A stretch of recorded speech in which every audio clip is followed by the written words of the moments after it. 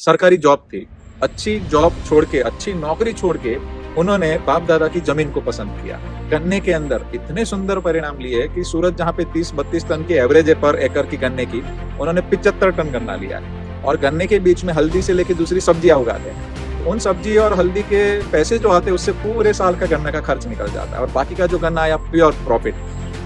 गोकुपा अमृतम का प्रयोग हमने गन्ने में शुरू किया। 75 टन का प्रोडक्शन हुआ है। जो मेरे दादा और मेरे फादर का आज तक का वो रिकॉर्ड है कि उतना गन्ना इस जमीन में से निकला नहीं है। और गोकुपा का प्रयोग इतना बढ़िया रहा कि गांव के कई किसान खेत पे आके देखने लगे कि क्या आप क्या कर रहे हैं। जब मैंने 2019 के बाद शुरू की गोकुपा अमृतम से खेती, तो दूसरे ही साल में मेरा 45 का जो ट्रैक्टर था तो यूं ही बैल जैसे घूम रहे हैं ऐसे ही ट्रैक्टर घूम रहा था, पूरा मिट्टी पोरस हो गया।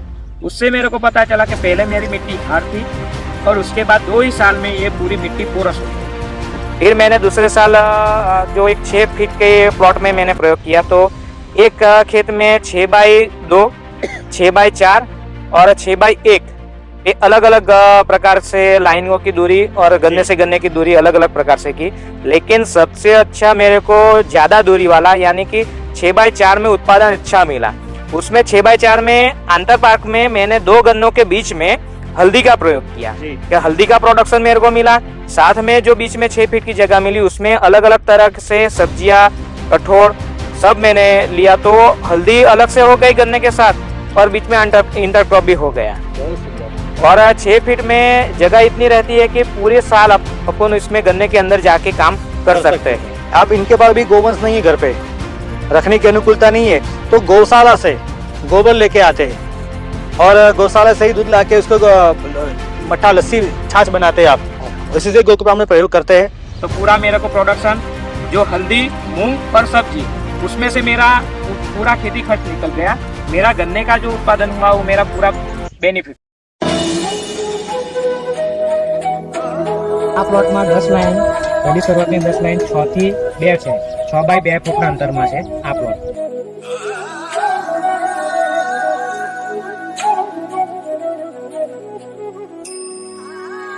नमस्कार किसान मित्रों, वंदे मातरम, वंदे गौ मातरम।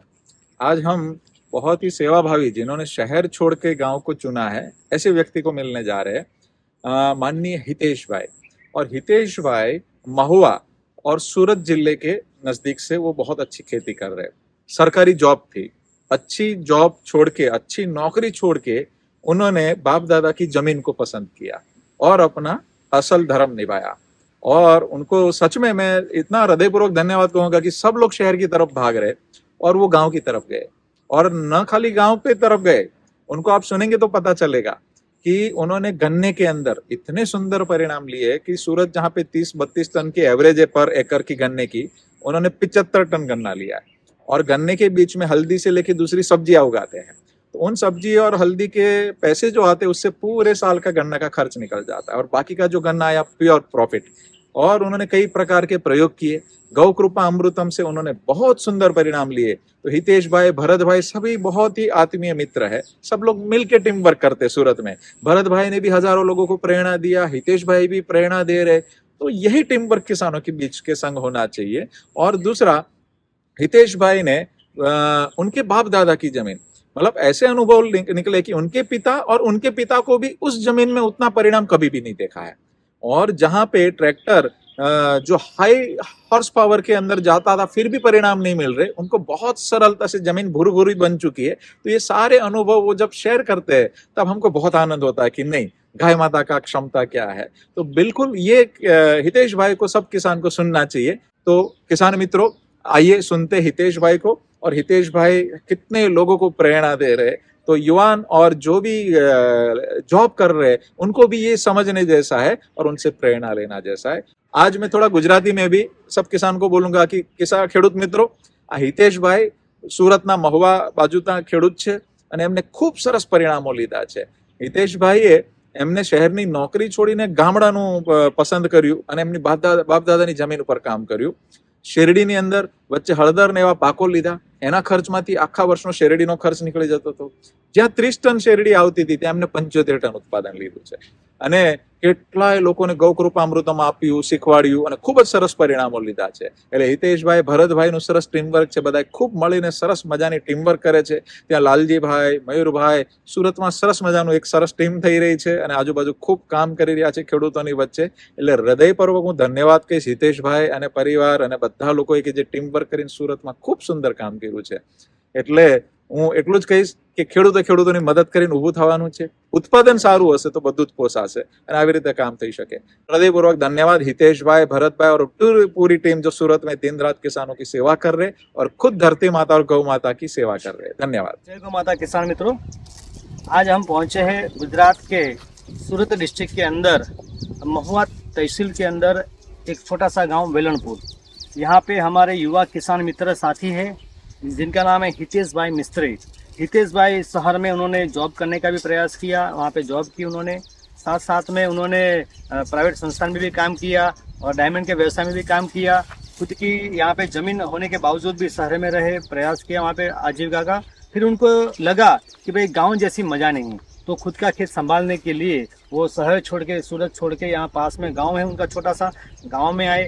गांव के अंदर उन्हें परंपरागत जो खेती होती थी, जो यूरिया डीएपी पेस्टिसाइड्स के, तो उन्हें संशोधित किया, जाना, यूट्यूब से देखा कि मुझे कुछ अलग करना है, कुछ विशेष करना है.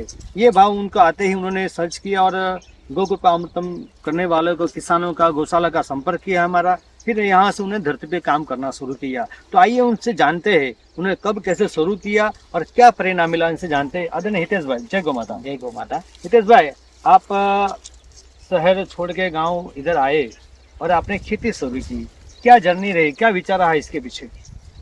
खेती में शहर जाने के लिए क्या था कि पहले मेरे फादर और ग्रैंडफादर थे, वो खेती संभाल रहे थे. उनकी उम्र होने के कारण उन्होंने बोला कि अब आप नौकरी छोड़ दो और खेती में आ जाओ. तो पहले मैंने रासायनिक से 2016 से रासायनिक में मैंने शुरू की खेती. लेकिन 2 साल में मेरे को पता चला कि ज़मीन भी बंजर हो रही है और पैसा भी कुछ खेती में से बच नहीं रहा है. पूरा रासायनिक खेती करने में ही, एग्रो में ही जा रहा है पैसा.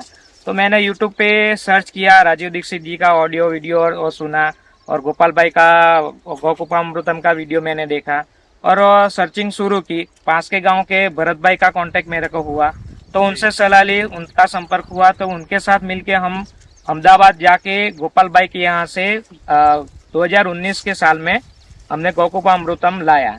फिर उनका गौकुपामृतम का प्रयोग हमने गन्ने में शुरू किया. गन्ने में उसका ड्रिंचिंग भी किया और पानी के साथ भी, खुले पानी के साथ भी दिया और उसका स्प्रेइंग भी करवाया. तो इतना बढ़िया रिजल्ट मिला मेरे को कि पहले ही साल में 5 फुट के अंतर पे हमने 38 टन तक गन्ना हमने निकाला जी. पहले ही साल में. जो मेरे दादा और मेरे फादर का आज तक का वो रिकॉर्ड है कि उतना गन्ना इस जमीन में से निकला नहीं है.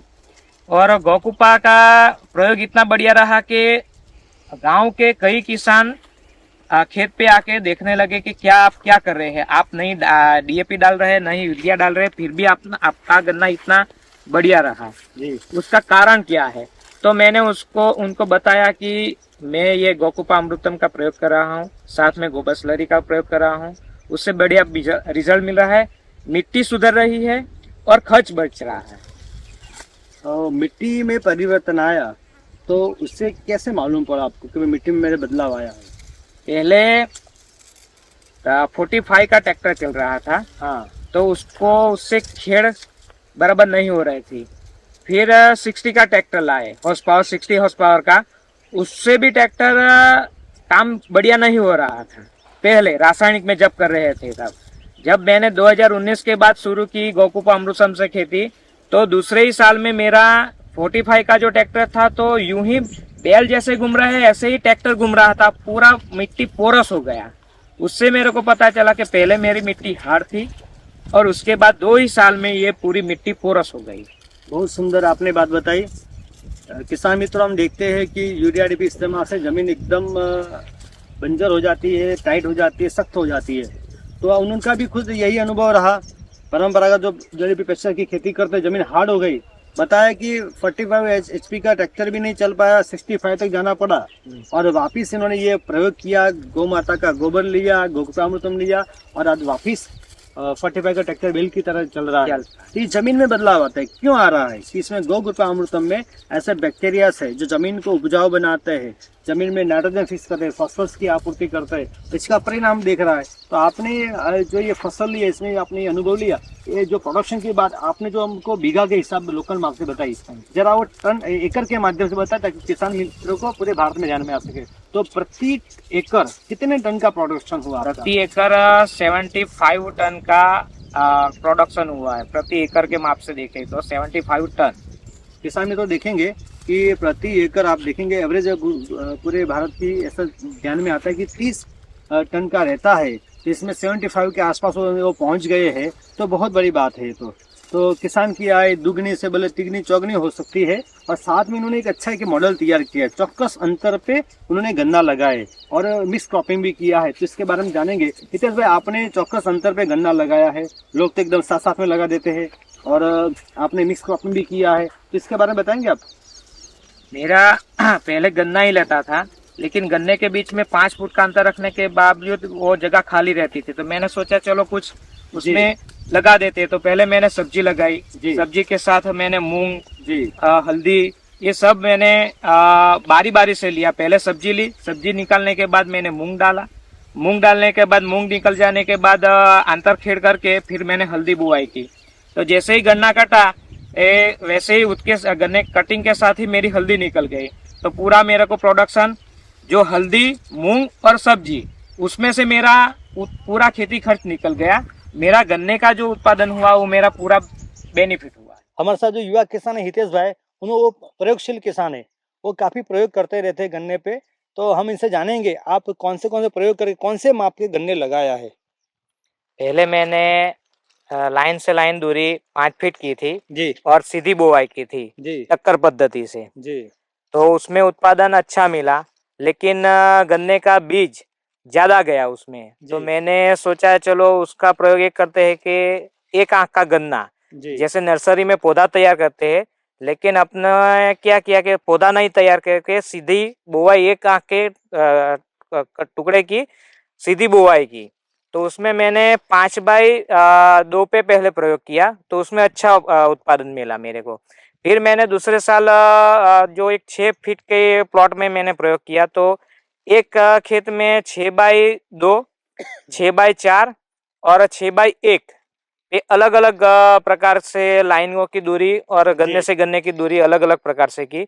लेकिन सबसे अच्छा मेरे को ज्यादा दूरी वाला यानी कि 6x4 में उत्पादन अच्छा मिला। उसमें 6x4 में अंतर पाक में मैंने 2 गन्नों के बीच में हल्दी का प्रयोग किया। क्या हल्दी का प्रोडक्शन मेरे को मिला, साथ में जो बीच में 6 फीट की जगह मिली उसमें अलग अलग तरह से सब्जियां, कठोर सब मैंने लिया। तो हल्दी अलग से हो गई गन्ने के साथ और बीच में इंटरक्रॉप भी हो गया। बहुत सुंदर।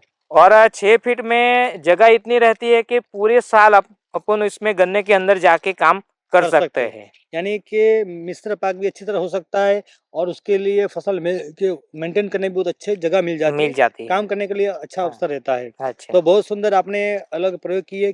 आशा है किसान मित्र आप भी इनसे कुछ सीखेंगे और आप भी इस तरह कुछ अलग प्रयोग करेंगे। हितेश भाई, आपने जो गन्ने की फसल ली, दूरी पे अंतर, आमदनी कितनी रही आपको?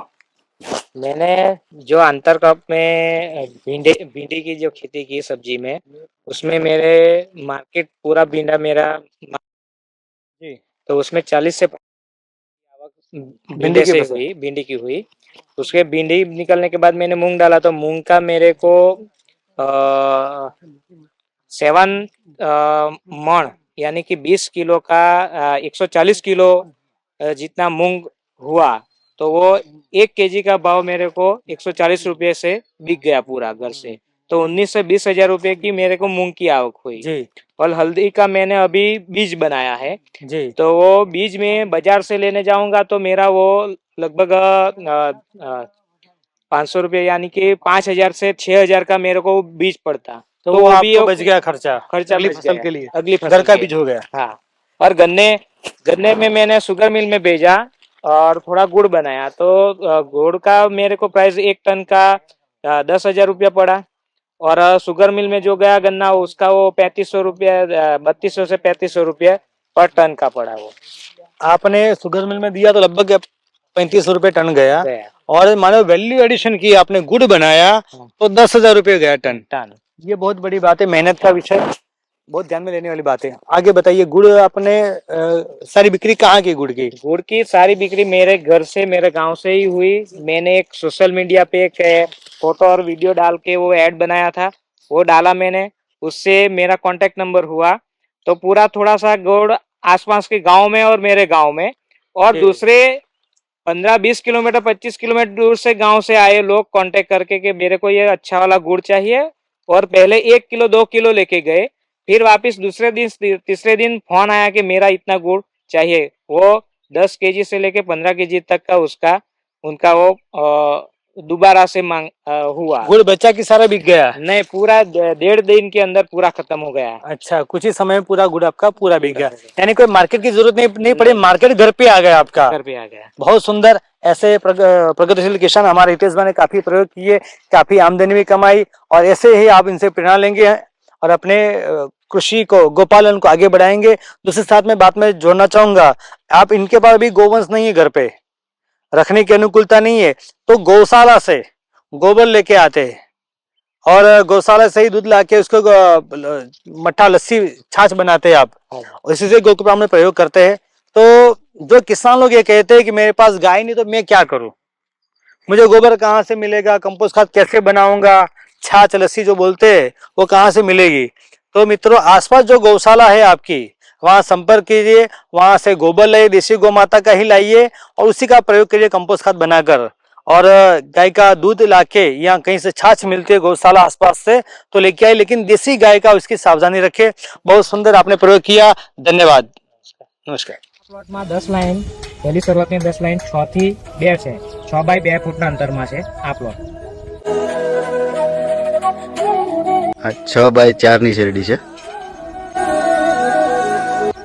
આંતરકોપમાં પણ વચ્ચે બધું અલગ અલગ લેવાય છે।